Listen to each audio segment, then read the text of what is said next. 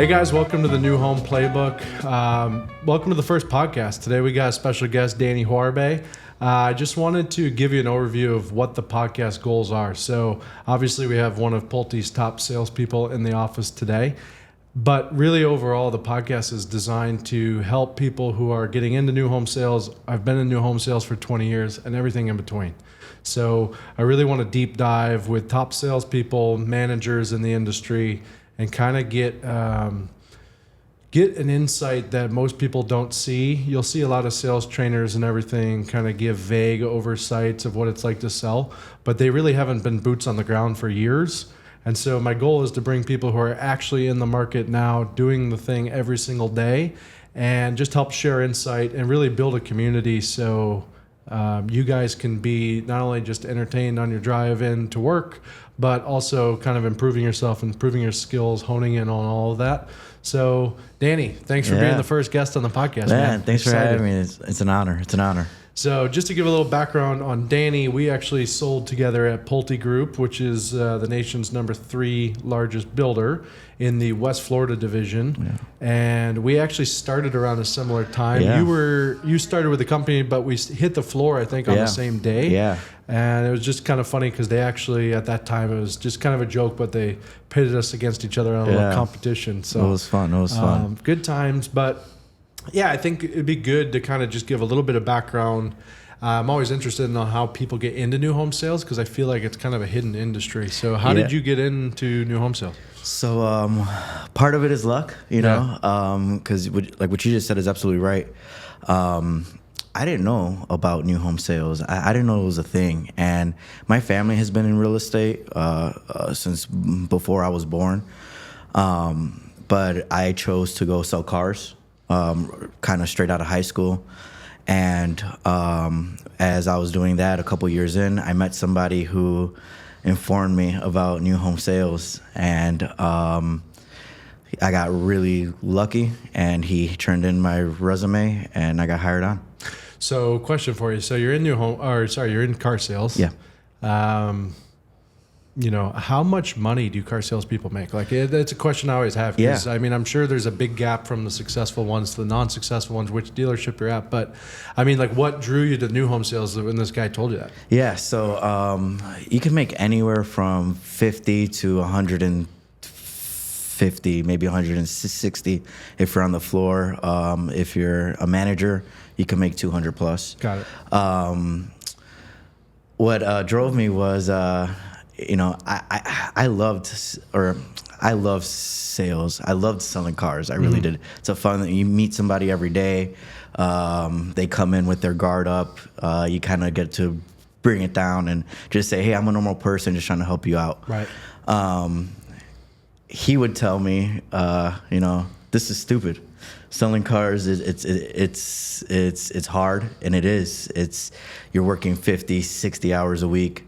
And he wasn't buying into it. I bought into the car sales thing. I thought it was awesome. And then once he got on, he would tell me, I would talk to him almost every other week. And he was like, you know, you need to come on board. It's a hidden secret. He was in new home sales? And then he was in new home sales. Yeah. So he sold cars with me for a bit. Gotcha. And then he got into new home sales, and he was like, you need to join in on this because this is a hidden gem. Yeah, I kind of call it the Wall Street of the South a little bit, the new home sales industry. No, that's cool. And then you're going in from selling cars to selling real estate. What, from a mindset perspective, did you do to kind of prepare for that, aside from just like all the trainings with the company? I mean, obviously you had to get your real estate license, but what else were you doing? I mean, did you know much about homes at the time? No, I mean, I knew like some stuff. Like, you know, when I was a kid, my dad would drive me around Chicago and be like, how much you think this building is worth? How much you think that is worth? And I'm like, dude, I'm 8. Like, I don't care about what, you know, so I kind of always knew I was going to end up in real estate. When it came to new home sales, what helped me was I was always willing to want to learn. Always ask why. If you did something one way, why are you doing it this way? If somebody else did something another way, like why? Like what's going on in your head that you're doing your process this way? And not coming in where, man, I used to sell cars. I'm Big Chief. I know what I'm doing. Because sometimes when you feel like you know what you're doing, you kind of lose the basics, which is just saying, hey, my name is Daniel. Right. So no, and I think that's a good point. I think one thing that I saw, especially towards the end of my time at Pulte, not just with Pulte, but just other salespeople in the industry, was I think they were in similar situations where they might have been in a different industry and someone was telling them about the money potential of new home sales. And so they walked in day one with that expectation and they thought it was just almost a given. So they didn't come in with the mindset of learning, of really wanting to attack it every single day. I mean, how long were you in training with Pulte before you were even able to sell a home? About 10 months going on to 11 months of training. Right. And yeah. Which is unheard of from a perspective of nowadays. They're really just, all the companies really just throw people right in there.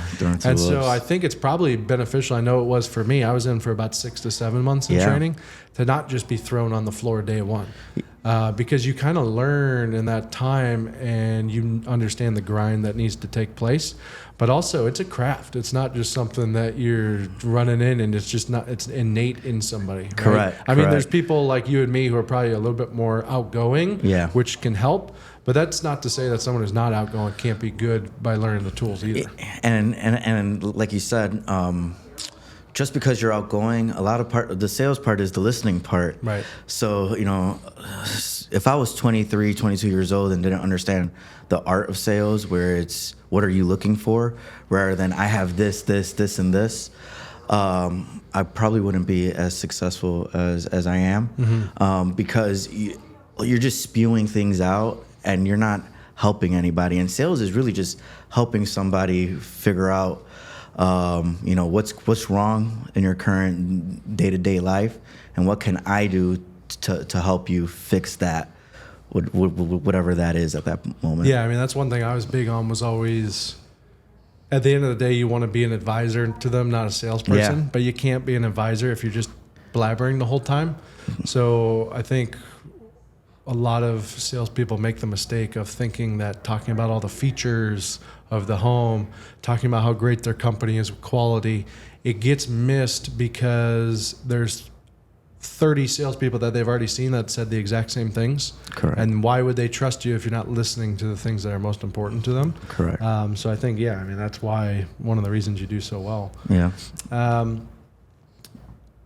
One thing I wanted to talk to you about too was just the overall flow of what a career in new home sales looks like. Yeah. Because I know there's a lot of ebbs and flows depending on what community you're at, depending on what the market's doing at any given time, if there's turnover within the company.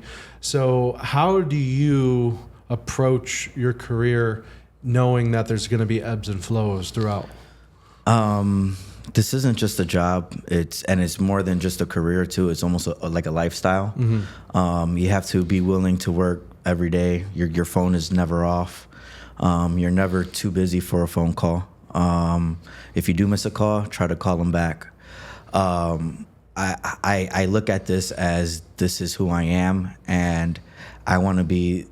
I don't have to be the best. I want to be the best. I don't wake up saying my day is ruined if I'm not the best. I just want to give it my all and do it the right way. A lot of people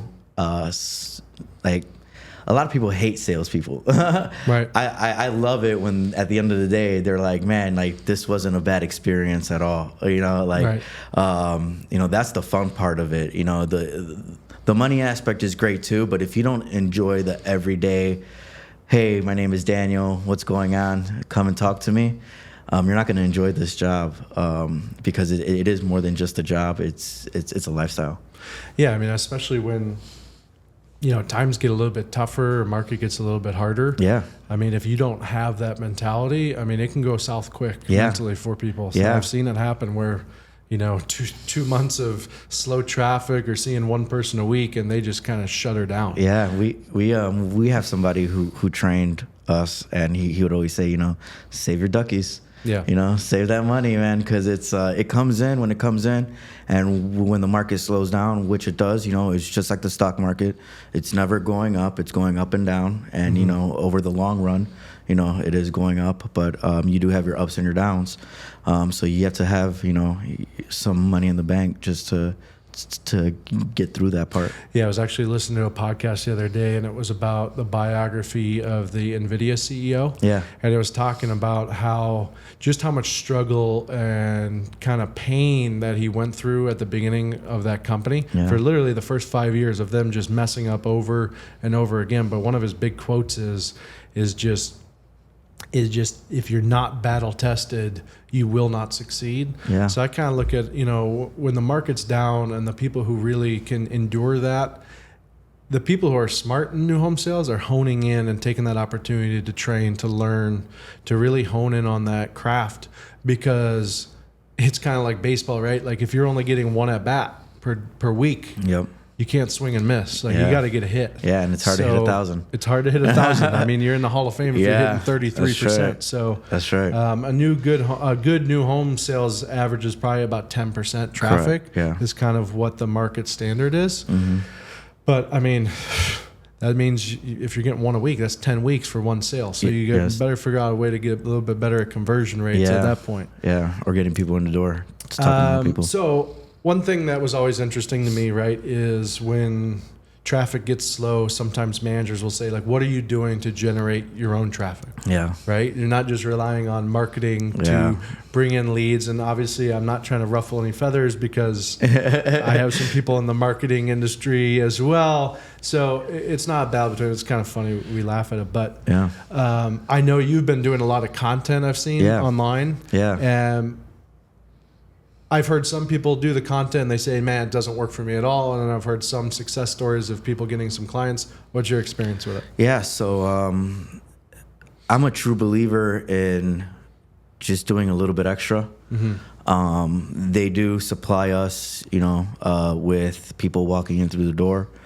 But if you don't have somebody walking in through the door, you could do just something to try to generate that on your own, whether it's phone calls, which is a little old school, like Glenn Ross style, but really, I started with the videos because I just see that social media is huge. You can speak to, in a day right now, I have like over 100 followers on my Facebook page, Daniel Juarbe.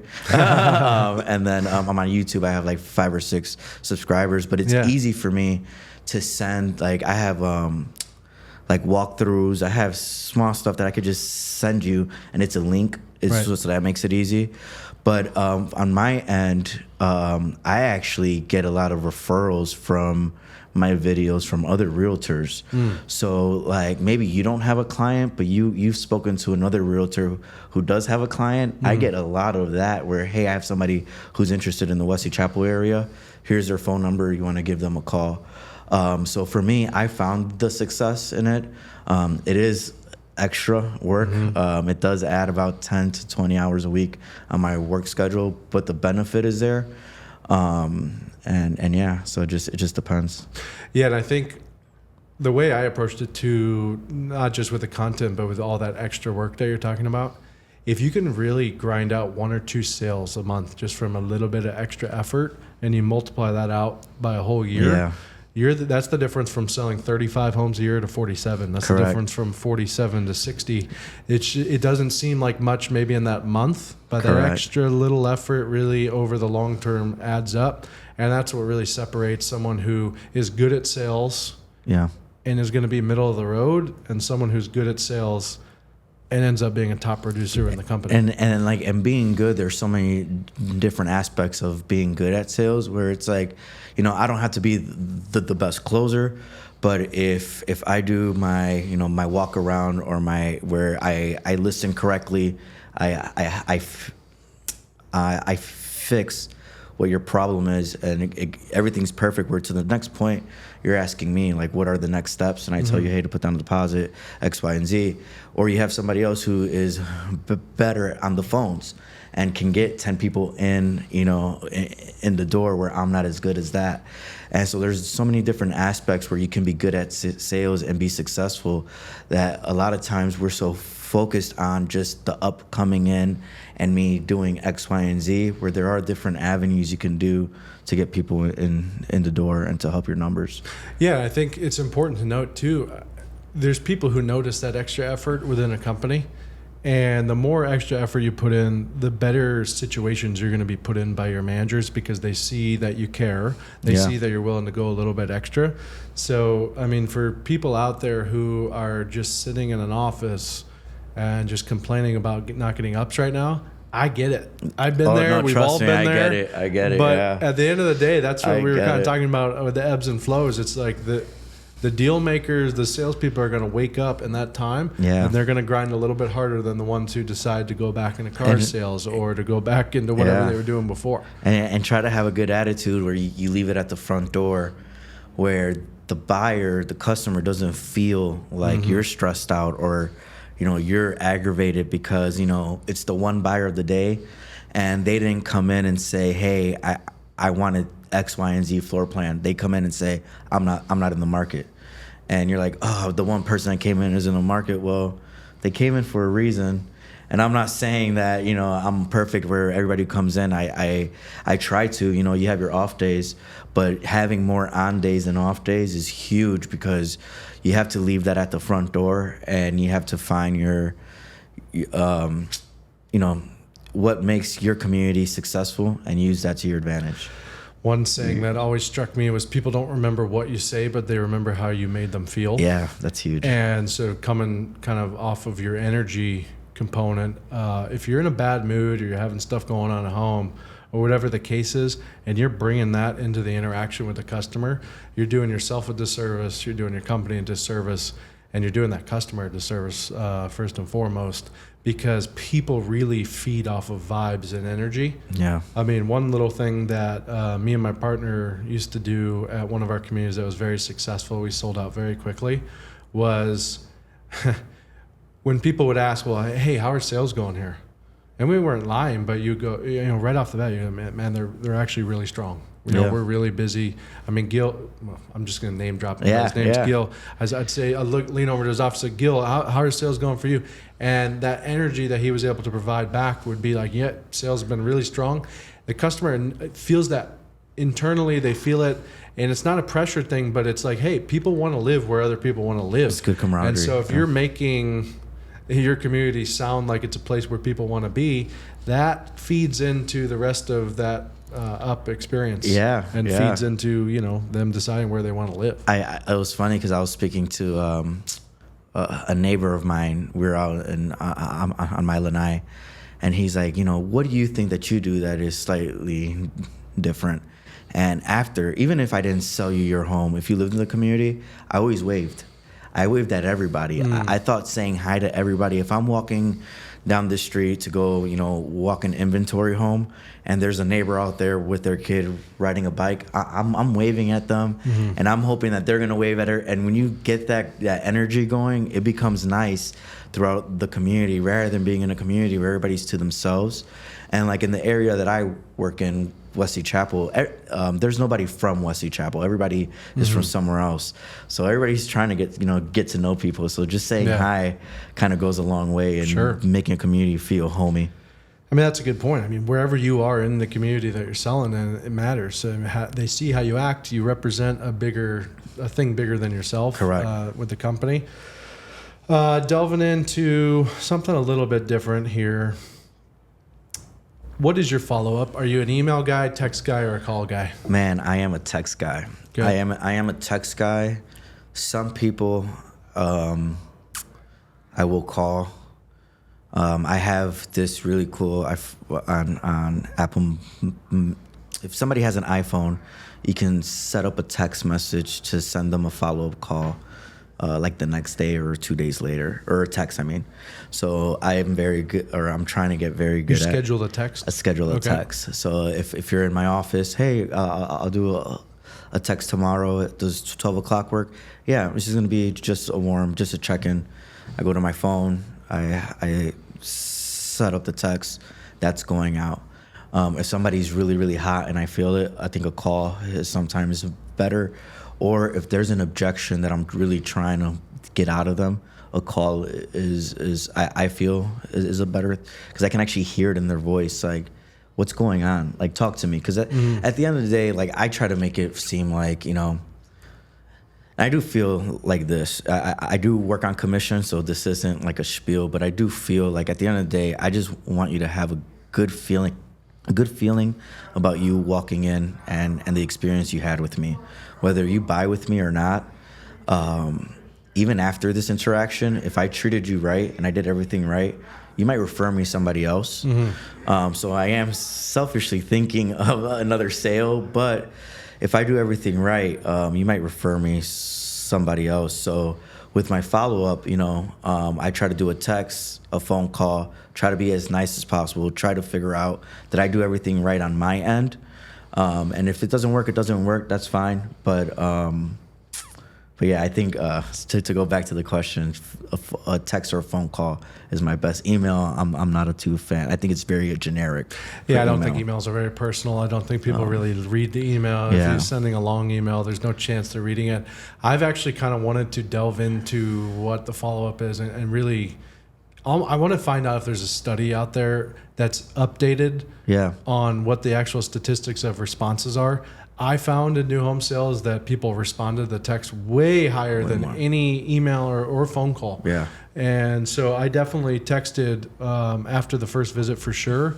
What I also found that was really good about the texting was it gave the people my number and name in their phone without them having to put my card in their phone. Yep. And so right off the bat, when they go home at the end of the night and they're thinking, man, what is that guy's name? They look at their text, they see my name. Now they can decide whether they want to text me back, or if it's very pertinent and they have a question we need to discuss in nuanced detail, they can give me a call or set up a time for a call. I think it's also very situational for me, because I'm not going to, if you're telling me you're going to look at 50 other communities, I'm not going to call you tomorrow. There's no need for me to call you tomorrow. You don't want me to call you tomorrow. Yeah. But let me text you, like you're saying, maybe in a day, just a warm, just a check-in. Remember me. Yeah.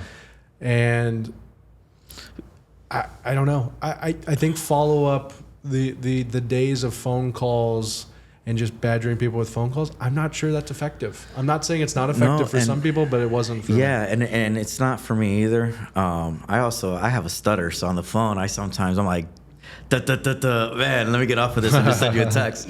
But the thing is, and like, when I sold cars, it was, you buy that day, and I probably didn't see you after that day. When you're buying a home, it's probably the biggest purchase you're gonna make. It's a big decision, and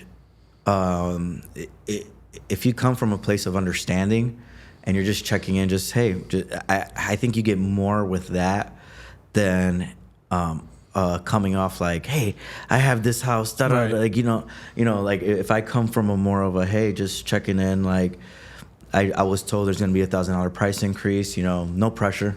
It's $1,000, so that's only going to add, $6 to your payment. But, if you buy now and X, Y, and Z.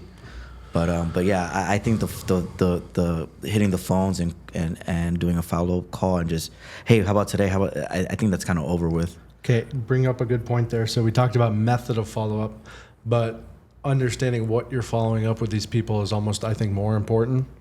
And so one thing I learned in my time was to kind of withhold some information in the initial visit if you know they're not going to buy that day. And the reason being is because then you can provide some value once they've left. And so, for example, if I have given them every single piece of information, I've given them 30 collateral sheets, I have walked them through every single spec home, what the heck am I going to follow up with? They already know everything. Yeah. They just went through a 3-hour appointment. But maybe you hold back a few things, a few nuggets, so that when you actually text them, you say, hey, I know price was important to you. I forgot to mention a couple things about incentive. If you want to set up a time for a call, we can go over it. Correct. Now someone go, huh? What? Yep. Wait, what? What? Yeah, I want to talk. Yeah, let's talk, right?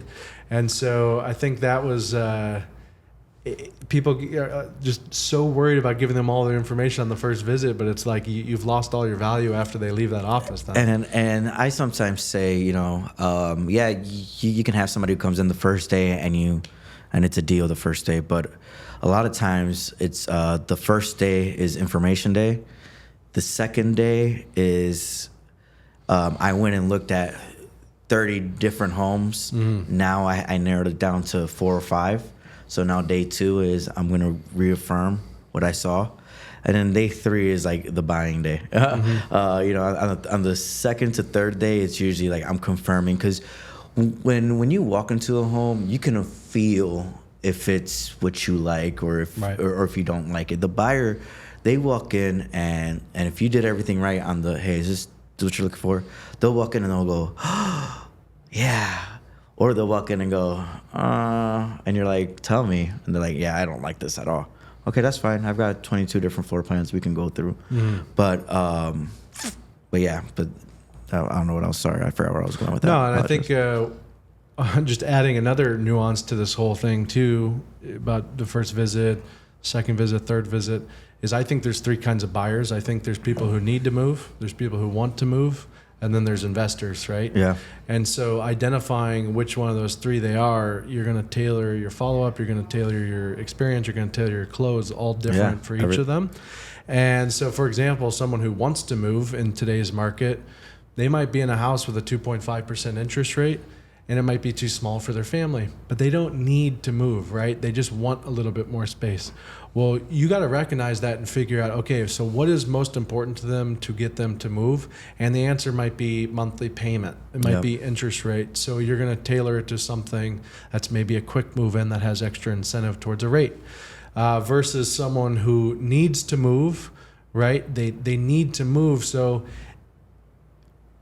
it might be time frame that's most important to them and not payment. It's like, hey, listen, man, like I'm going to pay 3 times my monthly rent month to month, so I just need to get out. Yeah. And so that's a different sale. And then the investor is probably looking for the best value, and that's an entirely different, they're not making an emotional decision, it's a logical decision. And so being able to identify those 3 things, figure out how someone wants to be followed up with, not giving them that information is all important. I'm going to kind of put you on the spot here because the only way you're going to find all of that stuff out is by asking good questions. Yeah. So maybe just give the viewers some of your favorite questions that can help you figure out where to guide them on the process. Man, so I like just asking, what's your situation? Mm-hmm. I think that's a broad question where they can tell you what their situation is. Right. I currently live in a 2-bedroom home, and she's pregnant with twins, and it's not enough space. Okay, boom, that's your situation. Mm-hmm. What's your situation? Oh, well, I currently have a 3% interest rate, and I really don't want to move, but X, Y, and Z. So I like truly that one question takes me, I feel like, where I need to go. Mm-hmm. And then just not just the question, but how it comes off, where it's, again, I'm truly asking from a place of care. Mm-hmm. What's your situation, so I could find out, how I can take you there. So I think that's a big one for me. What's your situation? And how do you handle?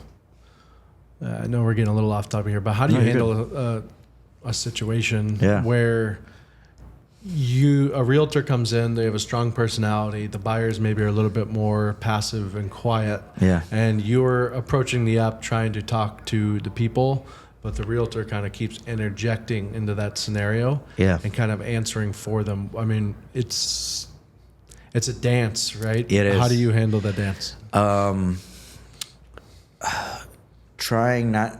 I try to not let the realtor affect my persona in the sense of, keep my attitude good. Mm-hmm. We're going to get through this. Yeah, they're frustrating me, but we're going to get through this, so it's okay. And I'm going to give them all the information that they're asking for, plus I'm going to try to focus on the buyer.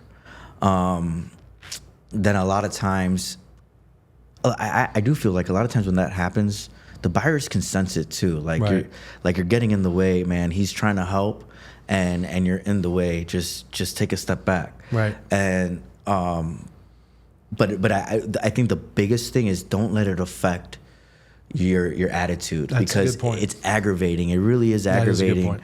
Because sometimes realtors, and not to throw shade, but they do want to feel like they're worth their commission. Mm-hmm. And they are worth their commission. Like your job was to listen to the buyer, and you brought them in through my office. Right.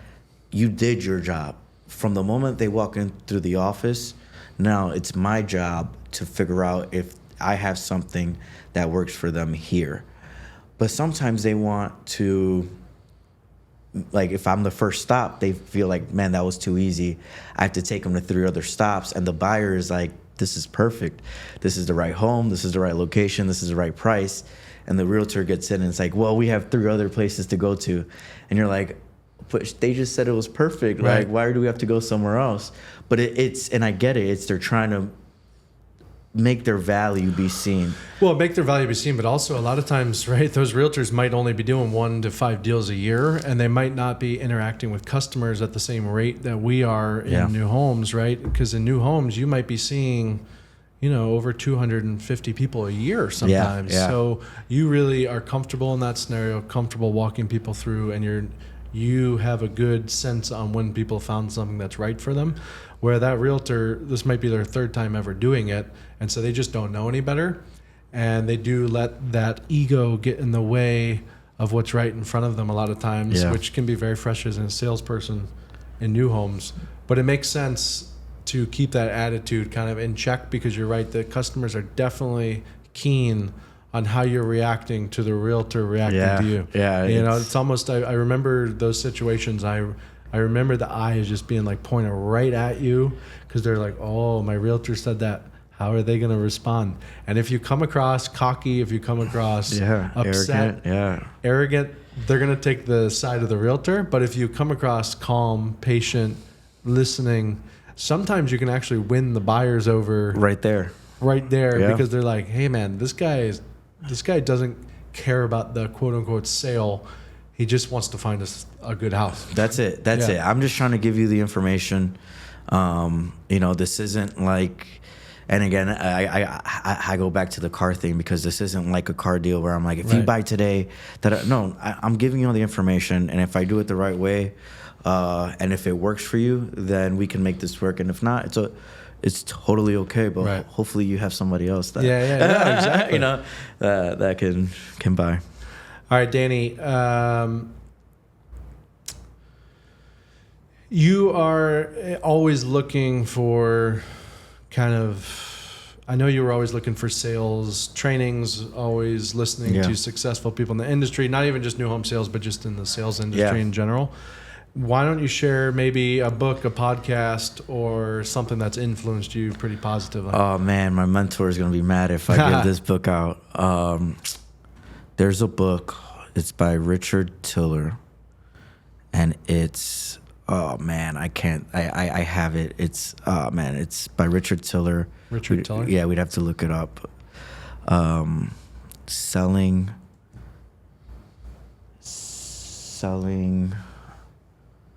with a purpose. Oh man, this is my big one. This is my, and I'm drawing a blank, and I've read it like 5 times.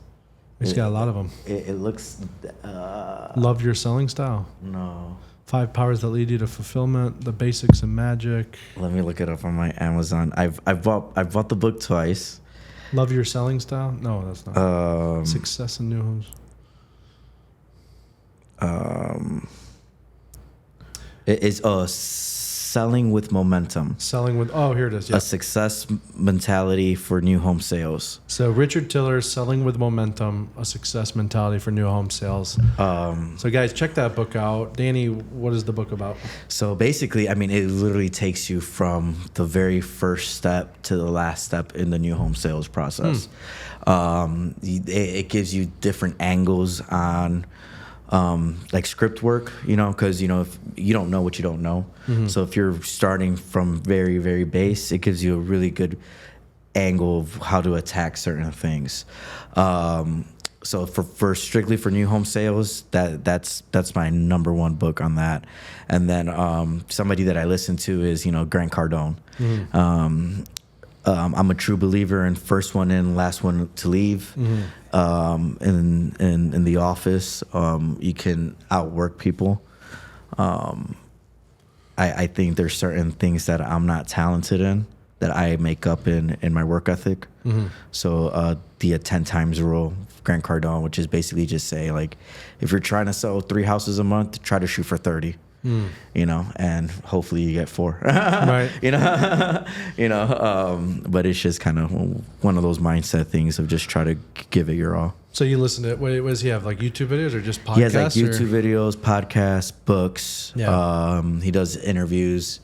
He had a couple interviews where he did like Kevin Hart and you bought, I remember, like a daily journal or something one time, right? Yeah, damn, you're good. Yeah, good memory. Was that did that work? Did you actually use it? Yeah, that was good. Nice. Yeah, it was the 10 times journal. I mean, I used it for like a month, and then you get sidetracked, and that's the hard part is the consistency, truthfully. Right. But it's the part that is, and I try to tell people, bad habits come very easily, and the one good habit that I do have is showing up early, and that is huge in new home sales, because even though that office says you're open at 10 a.m., if you get there at 9:15 or 9 a.m., get there an hour early, you'd be surprised how many people show up at that time.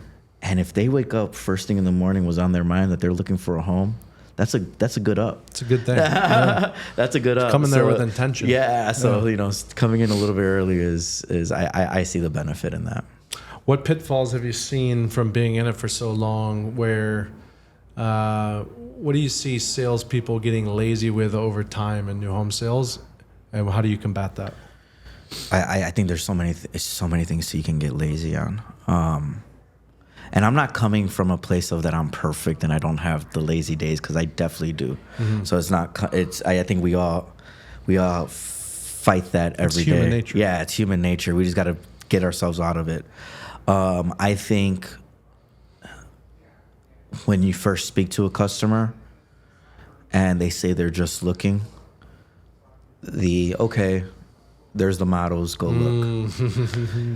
Yes, we all know that that's not what we're supposed to do, you know? And there's times where I'm not in it and I do it, and then I have to go chase them down. I let them go through walk through one model, and I'm like, 30 seconds goes by, and I'm like, come on, Daniel, you know better than this. Hey, Mr. Customer, I'm sorry that I was there, because then you lose control of the situation, and the whole thing of your job is being able to control not the buyer, but just control what they're looking for, because you don't want them to walk through your model. They get a base price sheet, and the base price sheet says $600,000 for this house, and when they look through the model, that model is $850 because it has a pool X, Y, and Z, and now they're in love with that model, and now they have this false sense of what they're able to get, my big thing when they said just looking was you can't let them off the hook, man, because that's what they're using to get away from you. And you can't let them off the hook. We talked about you're only getting one at bat and you got to take a hit. That's right. I mean, if you're just watching the balls go by and you're taking that third strike looking, I mean, that's on you. You got to go down swinging. So, I mean, hey, I'm just looking. Great. What are we looking for? What are we looking for? Or, wow, come on, you guys came in at 10 a.m., maybe joke around. Let's see, you guys came in at 10 a.m. We're not right off the highway, so you didn't just drive by. That's right. So you must have seen us online. Where did you find us from? And it's funny because when you get in a place where they put you in far, far away land. Yeah. And that's a real place. And that's a real place. That's a real place. Real. And you do have somebody who walks in, that's exactly right. You're like, wait a minute, like there is no way you were just looking or you were just driving by. Like, that's one of my favorites. Like how did that happen? We were just driving by. Really? It's all like, from Sarasota, you were just driving by. Okay. My favorite is when you get the person who is like, because when you ask, what are you looking for, right? Sure. Like you're setting them up to be like a house. Oh yeah. Right. So, I love when they, point. you know, like I do like when they, because sometimes, right, part of being lazy is I'll ask that. Sure. Well, what are you looking for, right? Yeah. And they'll be like, a house? I'm like, well, thank God it wasn't a car, because you'd be in the wrong, you know, like, and you just try to just have fun with it. You gotta be quick. Because, you know, you can't take it personal, because the salesperson, we do want it easy, right? We want it where we're asking you a question and you're just answering us. So when they say, you know, well, a house, like, have fun with them, you know, have fun with this buyer, because you might spend 30 minutes or an hour. You don't make it a brutal 30 minutes or an hour, you know, like just have thick skin and get through that. And that part, could be a turning point of an up, because some salespeople, when they hear that, it pierces their soul. Yeah. And so they just kind of give up and say, you know what? The models are actually that way. Yeah. But no, it's a good point. You just got to keep your ego out of it, stay calm, make That's a joke, and then get back on track, because as me and you both know, you cannot let the customer lead the visit. No. If the customer leads the visit, and this happens to a lot of new home sales agents, when they let the customer lead the visit, they become a carpet. And they get walked on for 35 minutes. Yeah. And they might have looked at every single home in the community, and then they might find one they like. No. And then they ask a question. Hey, do you guys let 6 dogs in this community? And you go, no, you can only have 2. And then you realize in that moment that you have wasted 45 minutes of your time because you were lazy and you asked 0 questions. Yep, absolutely. And so identifying all of that up front with good questions, not only is it going to help you tailor a better experience, but we talked about it. It's a numbers game, and you have partners, so you're not the only one in the community. Correct. So if you're sitting there wasting your time talking to someone for 1.5 hours who ends up having a red flag, no can do because of an HOA rule, or because they want a 2-story and you only offer 1 stories, house, you know, a pink house, whatever the case is, that button that pushes them. Yeah. If you're sitting there and walking around the community and touring the amenity center with them, guess what? Your partner in the office just had 5 ups. Yep. And just statistically speaking, one of those 5 is probably going to buy a house. Yep. So not only did that person cost you an hour, it cost you $8,000. Yeah. Yeah. And that really can sit wrong with people. And then, sorry to be talking so much, but it goes back to what I was saying again, was it might not seem like a big deal, but you extrapolate that over 12 months and you want to be from 30 sales to 45. Well, if you're wasting 45 minutes a day, 3 times a week, not being effective. How many sales are you missing out on just from missed ups? And it's, you know, it's, you know, the line of being effective and efficient, right? You have to understand of when, you know, is this worth it? Are they, you know, and also for the buyers, right? You know, sometimes when you're a little too rough with us, you're like, man, we really are here trying to help you. And when it's like, man, you're not allowing me to help you, that's when we turn around. We're like, oh man, like I am here just trying to help, and you kind of cancel us out. And it's not your fault because we're the professionals, so it's like we have to overcome that. But there's 5 other people walking in, and one of those 5 is like, hey, I just want information. And they're not even a buyer. They're not saying, hey, I'm here to buy a house today, but they're just saying, hey, I'm willing to listen, or I'm willing to interact. And when you have somebody like that, that makes the process a lot easier also. Well, being able to handle multiple people in an office or a busy office in an efficient way is everything. And so, you know, a lot of the sales trainers that are out there in the new home world would probably disagree with this, but I don't think they've been in those scenarios very often. Your company, at the end of the day, just wants you to get sales on these homes at good prices. They're expecting a certain number per month. Yep. And not only are they expecting it, they're demanding it. So when you have a situation where someone's being a jackwagon to you, being kind of a jerk, and they're just, you know, just ticking you off and that, and then you have maybe 2 families that walk in that seem pretty interested. Listen, I'm not saying ignore the guy who's being a jackwagon, but at the end of the day, you have to figure out how, in a polite way, to get that man his information, or woman his information, in a quick way, not in a rude way, but you need to move on Yeah. and just cut the dead weight. Yeah. Because those two people up front, you've now given them a bad experience. You're letting that negative person in your office give everyone a bad experience because you're not tending to their needs. Yep.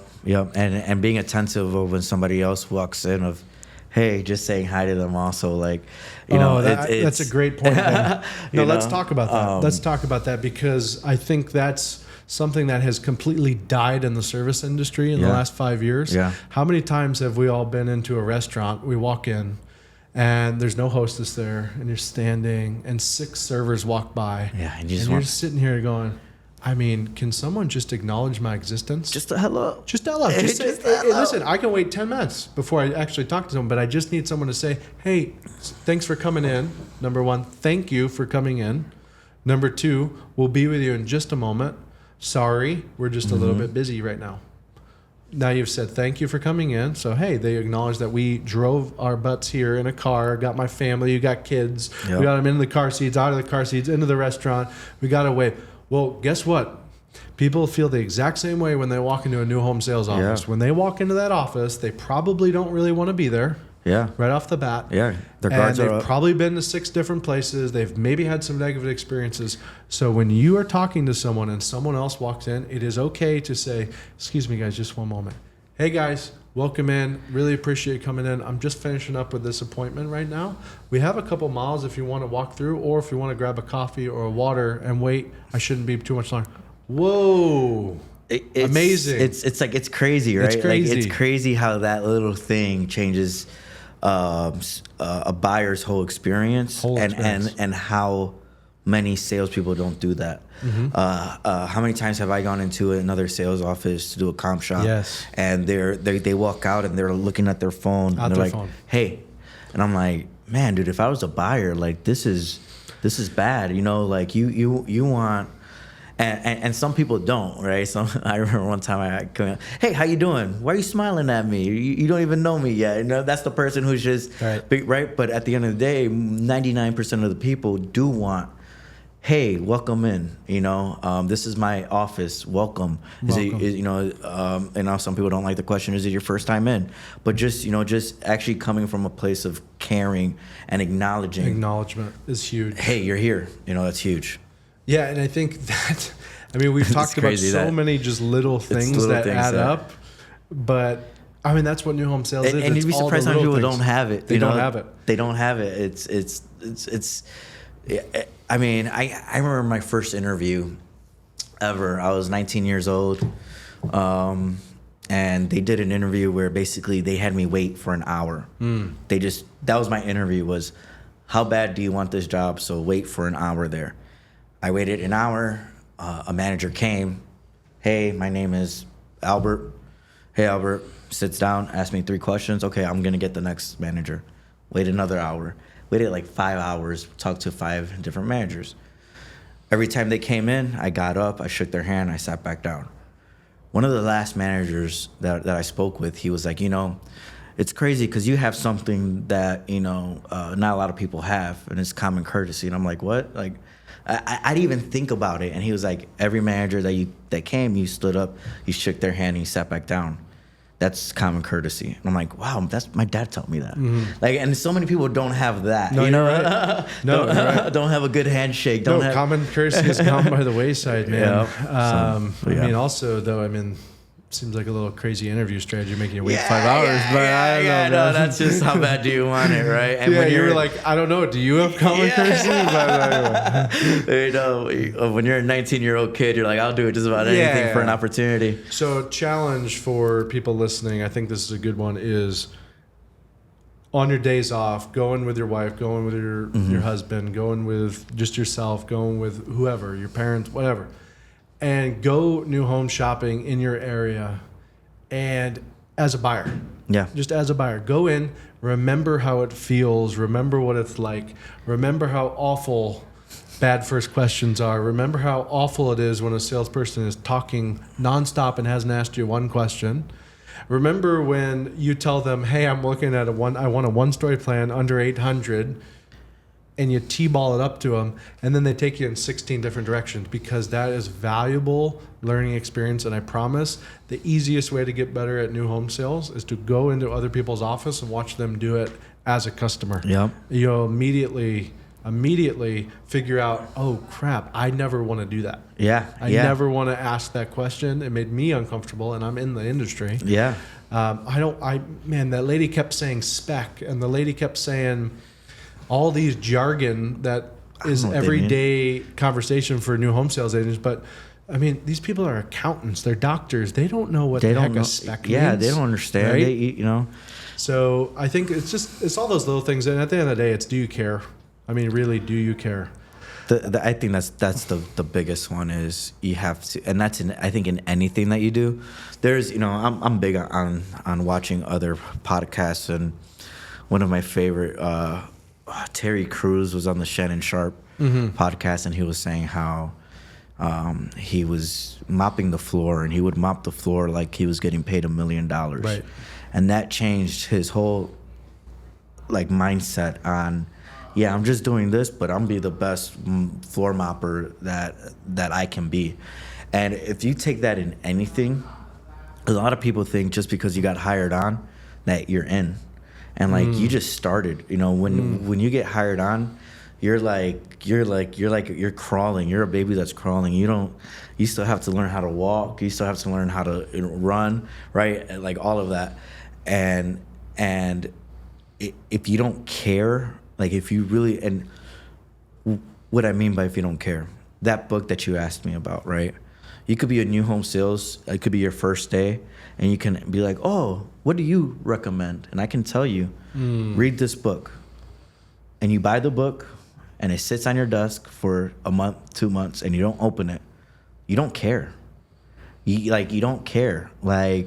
I know it sounds stupid, but if you cared, you would read that book, because that book is going to make you a better salesperson.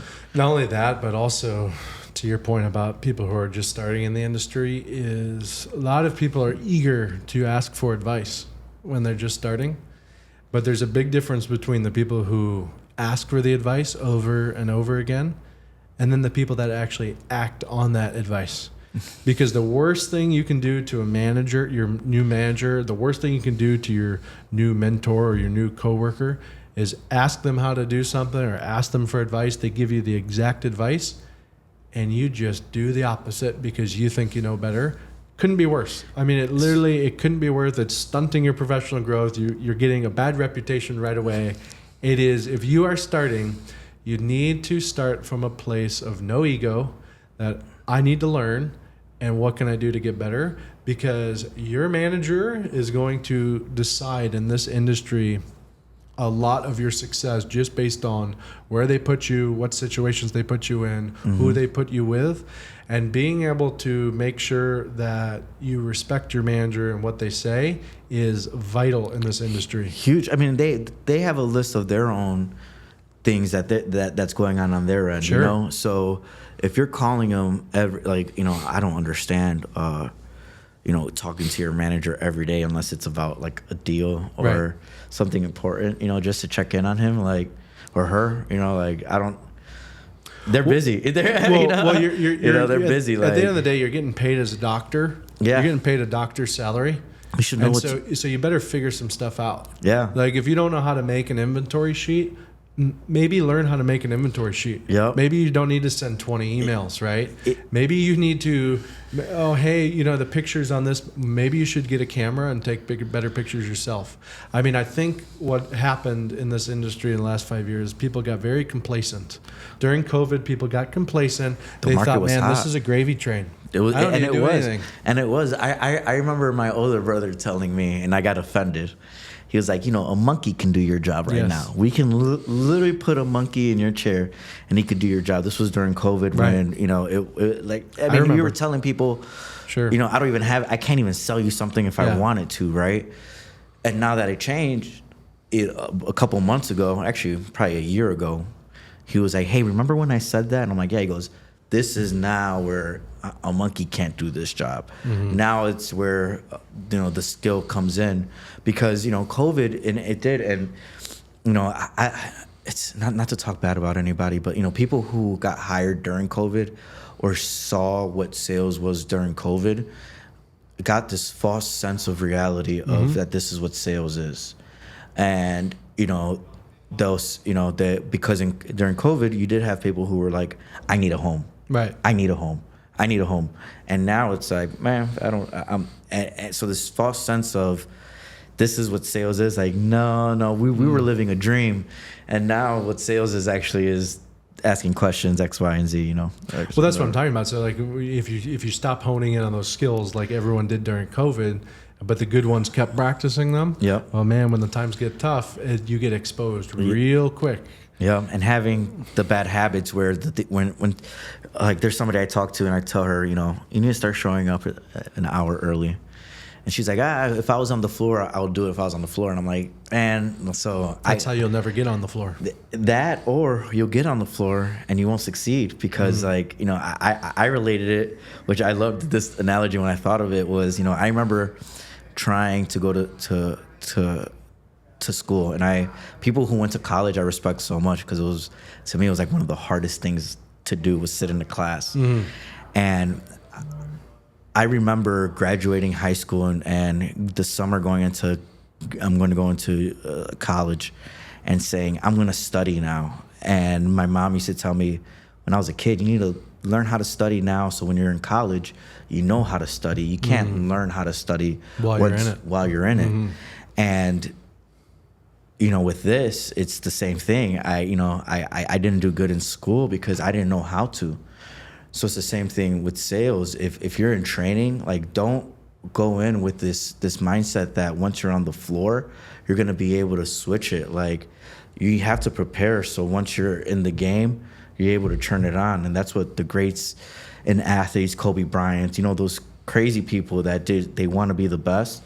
That's what they do. They practice and practice and practice. So when it's their time to shine, they don't have to change anything. Yeah. They're just rolling. No, and there's people like Kobe Bryant, Tom Brady, they do so much preparation so that those moments that literally they might train 1,000 hours to be good for 2 minutes. Yeah. And it's the same with new home sales because there's a lot of time in new home sales where you're just sitting and you're just doing nothing and you're trying to figure out what to do and you're fighting internal demons and you're looking in the parking lot, you're getting a third coffee, whatever the case is. Third coffee for sure. And if you are not ready to go when that person walks in, you're done. You're just done. Yeah. And not to beat a dead horse there because we talked about that, but you have to be ready when an up comes in. That's it. Okay, Danny, so you just recently moved to a new community with Pulte in the West Florida division. Yeah. So tell me a little bit about it. I know it's definitely it has to be one of Pulte's biggest investments in West Florida right now, and it has to be one of their top producing neighborhoods. Everything that I've heard, kind of the buzz around, it's Vida's Way. Vida's Way, yep. Is that it's kind of the place to be north of Tampa. So give us a little bit of overview of the community and just tell us how excited you are to step into. That one right there is the big leagues, and I'm happy to see you get a chance to really excel there. Thank you. I think you're going to do great and just crush it there. So give us a little overview of it. Yeah, so Vida's Way is in an area of Florida, North Florida, called Wesley Chapel. Wesley Chapel, I moved there in 2006. It was basically a street light, 2 lanes, and it's now grown into this northern suburb where it has 3 malls, restaurants. It's a growing area. Vida's Way is one of if you look at it on a map, it's one of the last green spaces kind of by a single owner. We've started now with 700 homes. It's easy access to I-75. You're 15-20 minutes from just about everything. Wesley Chapel as an area is a super nice area, family friendly, has things for retirees, things for kids, and everything in between. But Vida's Way itself has 22 different floor plans. So I have everything from 1,600 square feet to 4,200 square feet. Anything from like a value home, and what I mean by that is if you're a homeowner who's not looking for all the bells and whistles, I have a good quality home that fits that criteria. Or if you are looking for a home that has all the bells and whistles, I do have homes that fit that criteria also. So I have, with 22 different floor plans to pick from, I have just about something for everybody. And you have quick move-ins. And are you guys offering options to kind of personalize the home as well? Yeah. So if we build from the ground up, you have options for from structural options to design options. Once they're inventory homes, we design them with our design team. So they are upgraded to some sorts. But if you want to personally design your home, then we would build it from the ground up. Nice. So you probably have stuff that can close anywhere from now to how long does it take to build a full house? Yeah, so I have, if you're looking to close in 30 to 45 days, I've got something for you. If you're looking to build, it's about a 6 to 8 month time frame. Okay. So, if you're trying to look to get into a home before August, September, we're about at that time frame. If you're looking to get in now, I have inventory homes that work also. So Vida's Way, I know when I worked at Pulte, when they purchased that piece of land, they were pretty excited about it. Yeah. You say it's kind of like one of the last green spaces in Wesley Chapel. Yeah. So share with everyone, what is it like to sell in that community in terms of what's the pace like? Is there a lot of traffic, a lot of momentum? What's going on? Yeah, so... how many partners do you have too? So I have there's 5 different salespeople total. Okay. Traffic, we probably see about 25 to 35 people a week. Wow. So we do see people. It's awesome to sell there, truthfully. Pulte has set us up to really be successful there, from the homes, the layouts to to even the street lights. Right. They really took time to pay homage or honor to the family. For example, the streets are named after the family or after words. This is after the family who originally owned the piece of land? Yeah, who originally owned the piece of land. This is a sentimental, and it sounds cheesy to say it, because I grew up in Wesley Chapel. I went to school there. I've seen it grow. For me, it means a lot to be a part of this Sure. community and grow with it. Yesterday we had a meeting, like a VIP appointment, where the landowner who sold it to Pulte was there. Oh wow! And the president of Pulte, he was telling him how it's personal for him, and we can see it. Like the salespeople, the construction managers, we all can see how special this community is to Pulte as a whole. Right. It's they did take a little extra time, and not that our other communities aren't as nice, but a lot of times builders buy the land, they want to build as many houses as they can on it and move on. This, you can feel it. It's a little bit different. Yeah. No, and it's okay to say that they're putting a little bit more attention on that community, because at the end of the day, they are, right? Yeah. And you're going to be, as a salesperson, put into communities where there's no attention on you, and you're going to be put in situations where there's all the attention on you. Yeah. But you got to be ready when that moment strikes. So thanks for coming on and kind of going through every single thing that you've done through your career to get you to the point where you're selling in Vida's Way in your, not hometown, because I know you're from up north, but where you grew up, and you've seen all the change. That's got to be pretty exciting to kind of be the one that's being able to sell. It is one of the last communities in that vicinity. Yeah, I see it as my little stamp on the world, right? Yeah. This will be my little stamp on the world. Hopefully I could take my daughters, drive around there in about 10 to 15 years and say, hey, I sold all of these. Not all of them. Most of them, hopefully. Okay, last thing, and then we'll close it out. So one piece of advice, someone's just starting a new home sales today. Yeah. Make it concise, but make it impactful. Make it concise. You're starting. give it your all, man. Give it your all. Don't shortchange yourself. Just don't shortchange yourself. That's the best way I could do it, is give it your all. I can keep talking about how hard work gets you. Just I truly believe in hard work. So just give it your all. Don't get lazy. It's easy, but just give it your all. Love it, man. Yeah. Well, guys, if anyone is looking in Wesley Chapel, reach out to me. We'll take you to see Danny over at Vida's Way, and we'll get you into either a quick move-in or you build a custom house with Pulte. So also, if you're listening and you haven't already liked the YouTube channel, please like it. We're on all the podcast channels as well. So follow us on Apple, Spotify, Amazon Music, and we're going to have more guests on. Hopefully, we get Danny on once he's made $1 million this year selling Vida's Way, and we'll get him back and see how he spent all of his money, even though he said to save it. So, all right. Thanks, guys. We'll see you later.